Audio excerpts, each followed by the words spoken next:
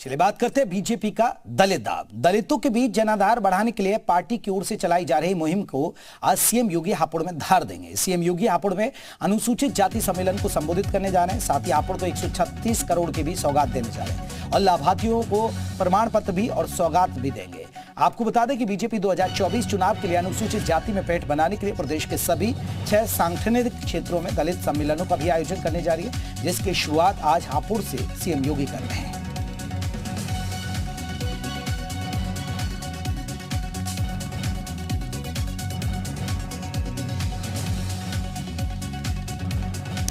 तो हापुड़ में बीजेपी का अनुसूचित जाति सम्मेलन होने जा रहा है। 136 करोड़ की योजनाओं की सौगात भी देंगे और कहीं ना कहीं अनुसूचित जाति को साधने की भी कोशिश है, यानी दलितों के बीच जनाधार बढ़ाने के लिए पार्टी जो मुहिम चला रही है उस मुहिम में ये एक नया कदम है और इसलिए आज सीएम योगी का ये दौरा बहुत ही महत्वपूर्ण है। हापुड़ में अनुसूचित जाति सम्मेलन को संबोधित भी करेंगे, साथ ही हापुड़ को 136 करोड़ की योजनाओं की भी सौगात देने जा रहे हैं। इसके अलावा जो लाभार्थी हैं उनको भी प्रमाण पत्र सौंपेंगे। आपको बता दें कि 2024 चुनाव के लिए अनुसूचित जाति में पेंट बनाने के लिए प्रदेश के सभी 6 सांगठनिक क्षेत्रों में दलित सम्मेलनों का आयोजन किया जा रहा है, जिसकी शुरुआत आज हापुड़ से हो भी रही है। यूपी में दलित वोट बैंक को आप समझिएगा कुल हिस्सेदारी 22% के आसपास है। जाटव वोटर की बात करें तो करीब 11% के आसपास है। इसके अलावा पासी वोटर की बात करें तो 3.5 वोटर है। दलितों की आबादी लगभग 22% और इस दलितों की आबादी की ही असली जंग है, जैसे समाजवादी पार्टी भी अपने पाले में लाना चाहती है। बीएसपी भी अपने आप को दलित का काडर मानती है कि दलित उसका काडर वोट है। विशाल हमारे साथ और ज्यादा अपडेट के साथ। विशाल, अनुसूचित सम्मेलन की शुरुआत होने जा रही है हापुड़ में और खुद सीएम योगी ने मोर्चा संभाल लिया है। योजनाओं की सौगात भी, साथ ही साथ दलितों को साधने की भी कोशिश। देखिए बिल्कुल उत्तर प्रदेश में अब दलित वोट बैंक को पाने की कवायद जो है वो शुरू कर दिया है सभी दलों ने और बीजेपी ने भी इसके लिए बाकायदा बड़ी प्लानिंग की है।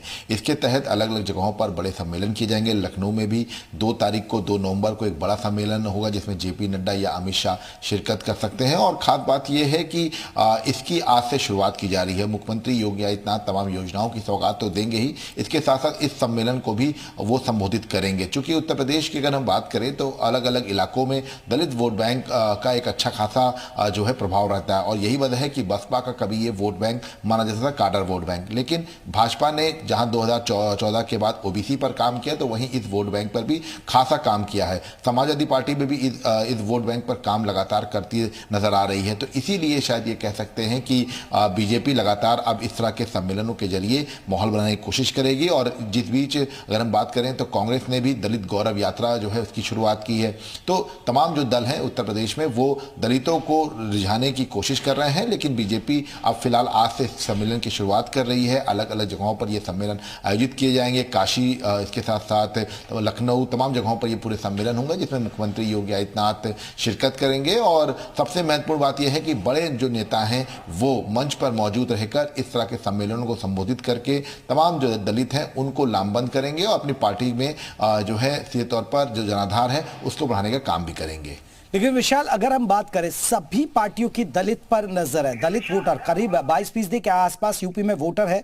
चाहे हम बीएसपी की बात करें, बीएसपी तो अपने इसे कैडर वोट मानती है। अब पीडीएफ फॉर्मूले के साथ अखिलेश यादव आ गए। हालांकि बीजेपी को भरोसा है कि दलितों ने उनको 2014 और 19 में भी साथ दिया तो 2024 में भी मिलेगा। यानी अब असली लड़ाई कहीं ना कहीं दलित वोट बैंक की हो गई है यूपी में।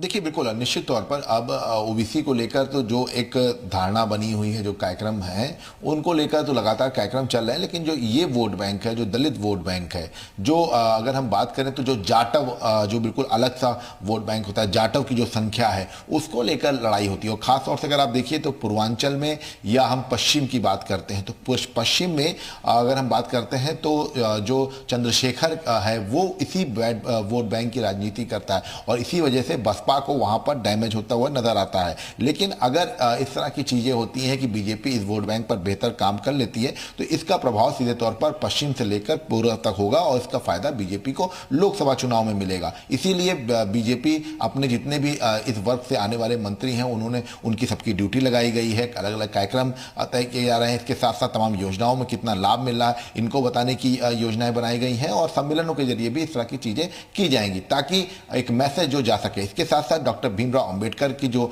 तस्वीर है वो हर मंच पर मौजूद रहेगी और इस तरह की जो तमाम कवायद है ये सीधे तौर पर दलितों के वोट बैंक को अपने पाले में करने की कोशिश के लिए की जा रही है और बीजेपी ने इसकी शुरुआत कर दी है। जी चलिए विशाल, बहुत बहुत शुक्रिया तमाम अपडेट हम तक पहुंचाने के लिए। विशाल हमारा सहयोगी आपको बता रहे थे कि दलित वोटरों को साधने की पूरी तरह तैयारी है और कैसे बीजेपी अपना एक खास है। एक बार आपको फिर से बता दें यूपी में दलित वोटर अहम क्यों है। दलितों की जो आबादी है वो लगभग 22% है और 22% में सबसे बड़ी संख्या जाटवों की है जिसे कैडर वोट बीएसपी का माना जाता है। लेकिन जिस तरह विशाल ने भी जिक्र किया कि चंद्रशेखर लगातार इसकी राजनीति करते हैं और कहीं ना कहीं जो बीएसपी का कैडर वोट है उसमें भी वो कामयाबी सेंधमारी में कामयाब रहते हैं और ऐसे में 42 जिलों में दलितों की संख्या करीब 20% से भी अधिक है। पश्चिमी यूपी में भी कई सीटों पर निर्णायक भूमिका में होते हैं दलित वोटर और इसलिए भी कहीं ना कहीं दलितों को साधने के लिए पश्चिमी यूपी से आगाज हो रहा है और हापुड़ से इसकी शुरुआत भी हो रही है। तो दलित वोट सरकार बनाने की गारंटी होती है। अगर दलित वोट एक तरफा चला जाता है तो आप मानिए सरकार बनती है और सबसे ज्यादा सीटें भी वही पार्टी जीतकर आती है। और इसलिए पीडीए फॉर्मूला जो अखिलेश यादव देख रहे हैं कि अखिलेश यादव भी लगातार पीडीए फॉर्मूला लेकर आ रहे हैं और उसी के तहत वो आपको बता दें पिछड़े दलितों और अल्पसंख्यकों को जोड़कर वो कहीं ना कहीं अपनी 80 सीटों पर पैठ बनाने की जुगत में लगे हैं।